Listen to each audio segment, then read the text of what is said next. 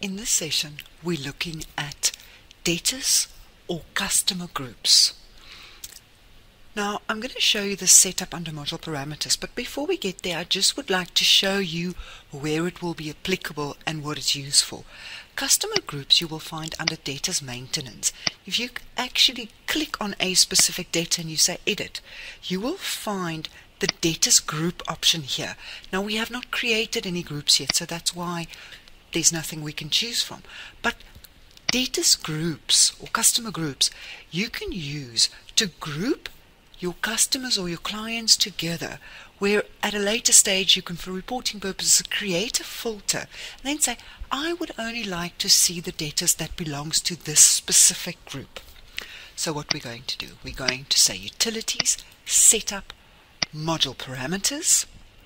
We select the debtors tab, and then we click on customer groups and we click on setup.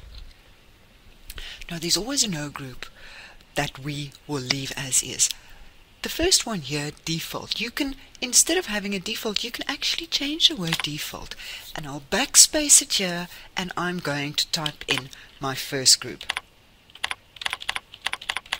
And then I have to click on save the edits. Now I want to add another group, so I'm going to click on add. I type in my group number, and then I type in my description. Always click on save. If I now click on cancel, it will cancel what I've done. So I'm going to click on save. I'm going to add another group here.